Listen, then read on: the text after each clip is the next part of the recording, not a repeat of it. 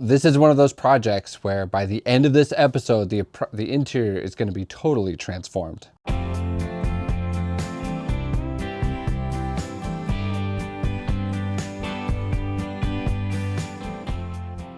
So this will be a very exciting episode, especially for me, because we are finally going to end the saga that is these bread boxes. I've spent many, many long hours, as most of you know, building, laminating, varnishing, and now I get to finally install them. Not only is this the end of the bread box saga, but this is also the end of the water tank saga, because by putting these bread boxes on, I'm going to be making the tops of the tanks inaccessible. So that said, a lot of you were very helpful in your suggestions as to how I could pick the tape off the bottom of the water tanks. I tried a lot of those suggestions. I ended up just picking it off with my fingernails anyway, unfortunately. So it's all done, and the tanks are cleaned, at least the tops of the tanks are cleaned. And I am ready to put on these bread boxes and see how everything looks. So let's start installing these bread boxes.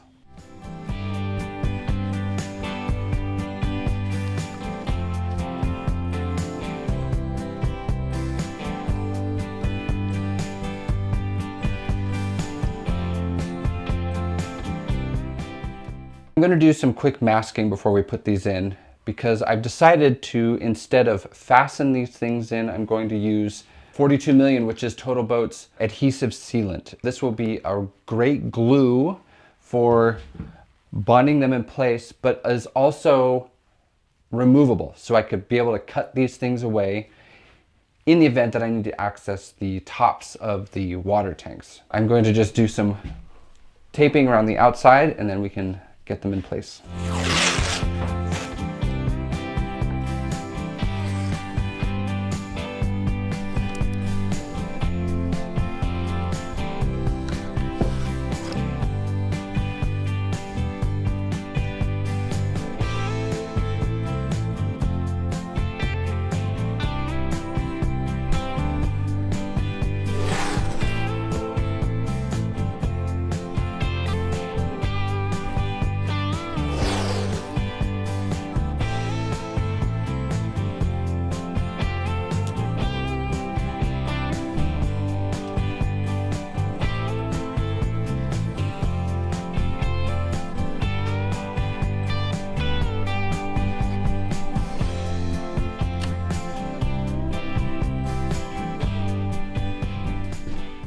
So we're going to start with the biggest one, actually, which is the one above the stove in the galley. I'm gluing these in because for one thing, I do not want fasteners to show around the perimeter of the bread box.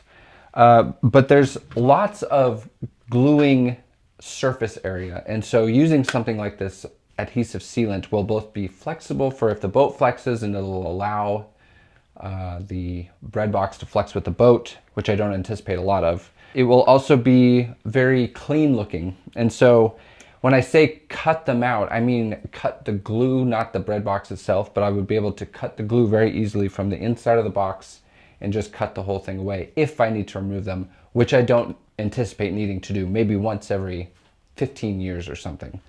Yeah, that's the reason I'm doing it this way. Yeah, this is a fast cure glue, and so I should be able to get these in, get them in place, get them glued down. Tomorrow I'll come back and do a beauty bead around the perimeter once everything is secured, and I can put the hatches on, or the doors on as well.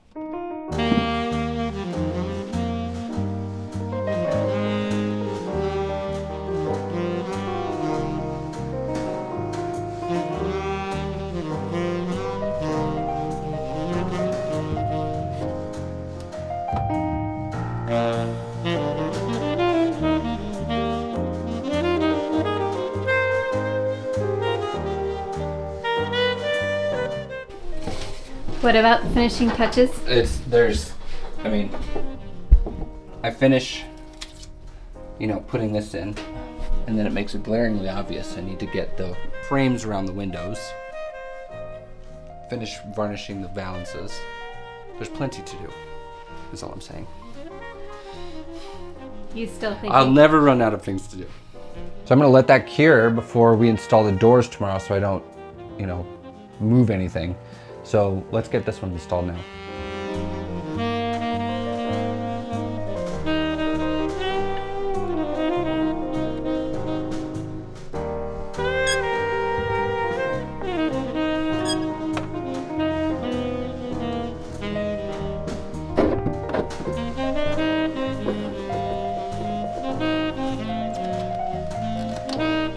Voila. Voila.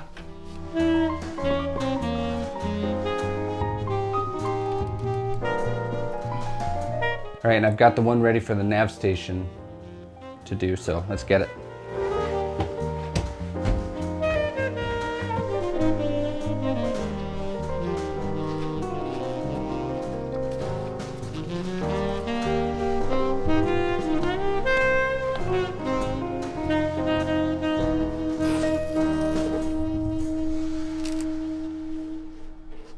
I'm excited to get these 3 especially installed because these fingers have been a cause of stress, and that I've always, every time I move these things from one place to another, I'm always afraid of catching these things and ripping off one of these fingers. And one of them actually did break at one point, and we were able to fix it. But as we got further along in the project, it would have been more and more difficult to fix them. So I'm glad to be installing them permanently. Would you rather break one of the cabinet fingers or break your own finger? I'm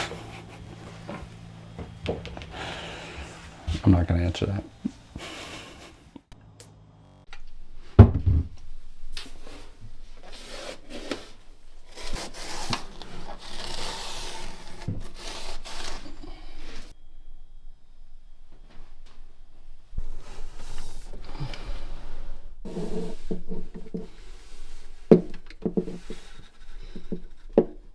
So why are you putting glue on this one, not the other one? This has this larger foot that I can use as gluing surface.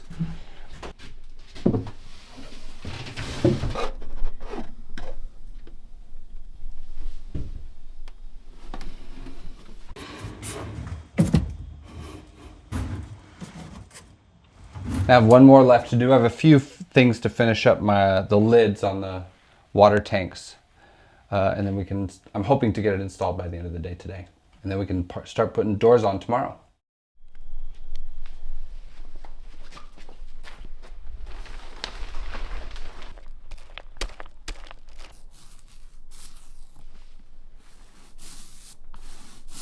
These little doors will be opened all the time, and I want the back sides of them to be presentable at least. So I'm coating them with a medium-bodied epoxy primer that I've used throughout the boat called Interior Primer 860, which is made by Interlux. I'll only have to put one coat on because it does such a good job covering.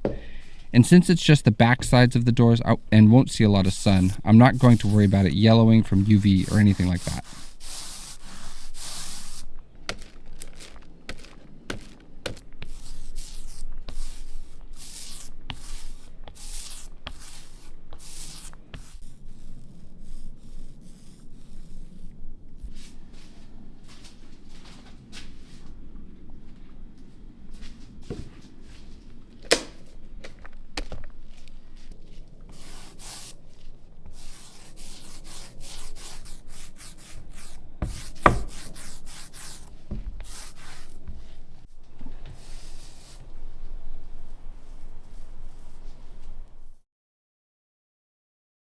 Yesterday we got these things glued in. They feel really solid. And the next thing I want to do is put a beauty bead around the perimeter of them. It's going to be a really, really tiny one. It's mostly just to kind of seal the edge, secure it in place.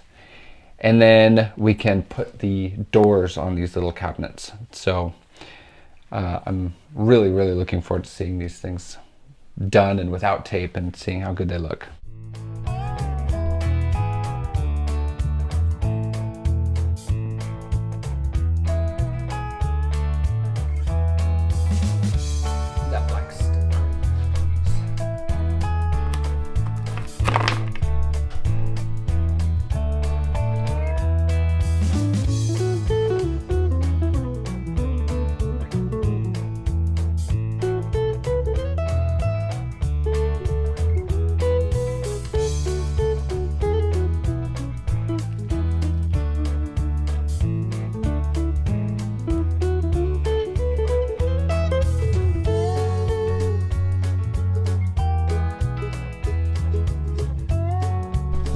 huh?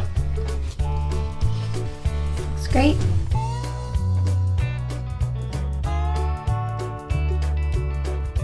All right, now we can go get the doors for these cabinets.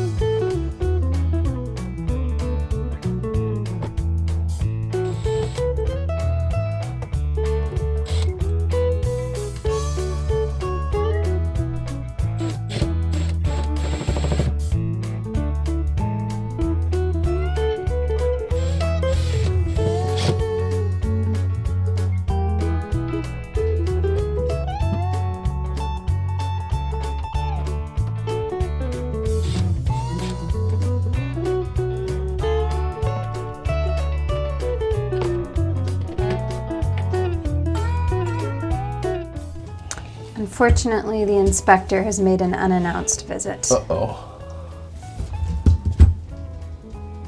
That's not good. No.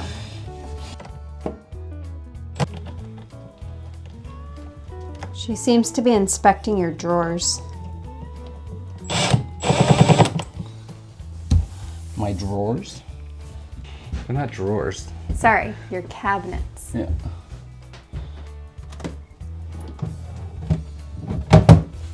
Voila! Voila. They look beautiful. They do look beautiful. They're a little bit tight. So I think I need to do a little bit of adjusting, and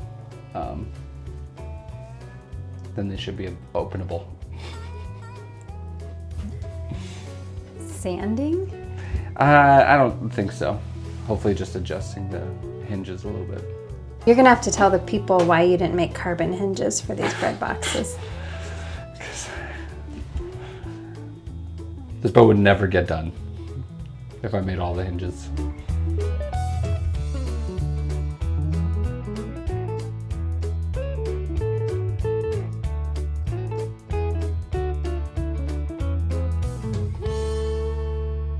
All right, I'm gonna do a little one above the nav station next.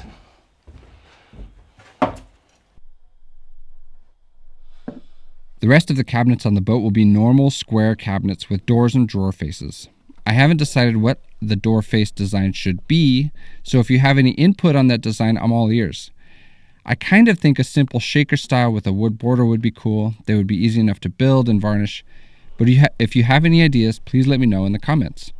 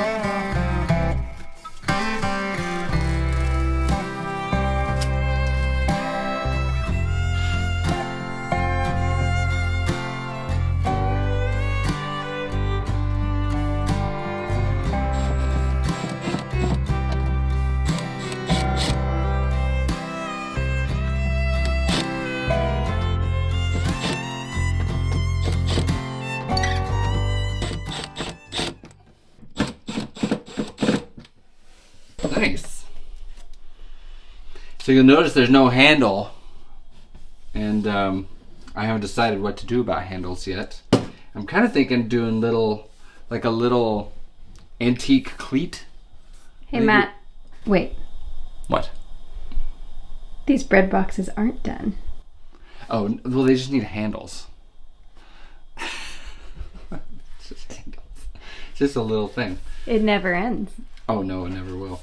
But yeah, I was thinking like a little old cleat would be cool as a handle.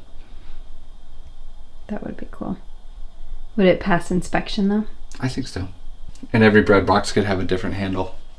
We're calling these bread boxes because, well, they look like those old-fashioned bread boxes you see. Not, I should clarify, because Yanni and I plan on eating a boatload of bread on a daily basis. Nope, these bread boxes, in addition to a reasonable amount of bread, will store other things like glassware and cookware in the galley, instruments and tools necessary for the nav station, and trinkets and treats at the salon area.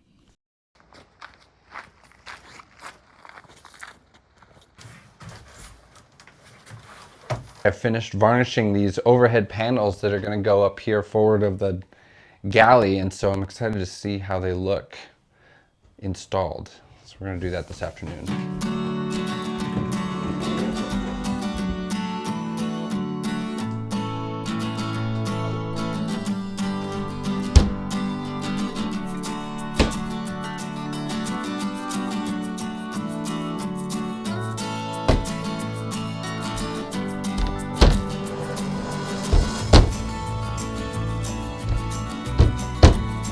Let's go get the rest of them.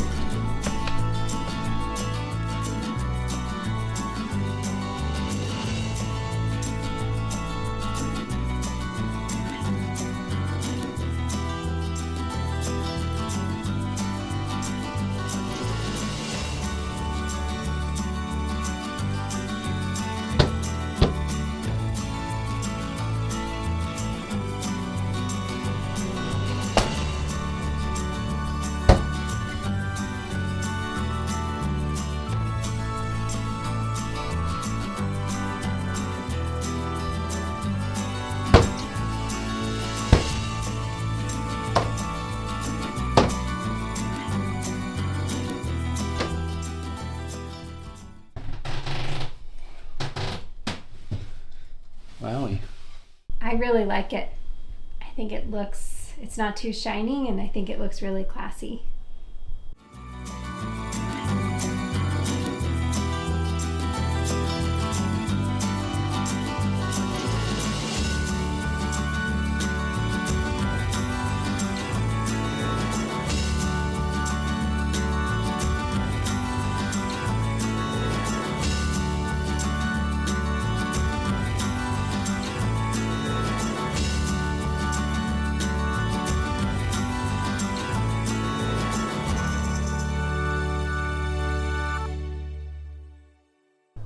Right, so now we're going to do one of Yanni's favorite projects, which is cut big holes in my hard work.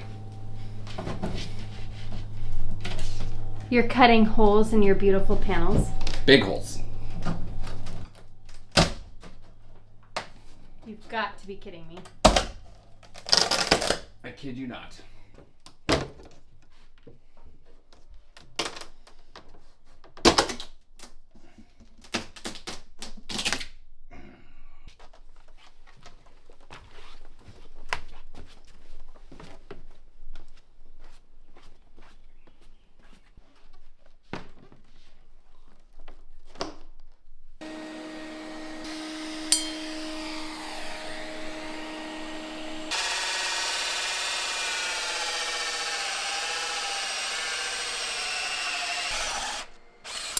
I'm cutting these holes in the panels to install the overhead LED lights that we got from IMTRA. These will be a couple lights above part of the galley counter and then a couple more lights in the forward salon area.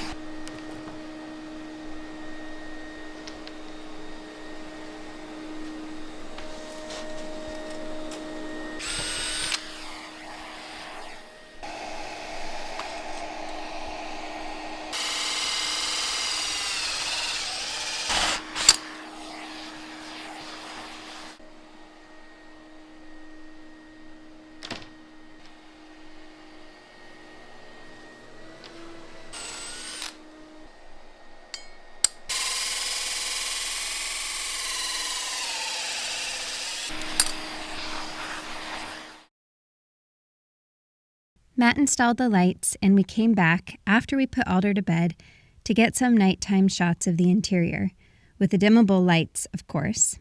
The dimmable lights that Matt is thoroughly obsessed with. We lingered a while with the varnished wood and the warm lighting. The interior is starting to have a really homey, beautiful feel. I had flashbacks to the day we moved Duracell to our yard 5 years ago, and I just can't believe how much it's changed and how much it's starting to feel like a boat we can call home one day.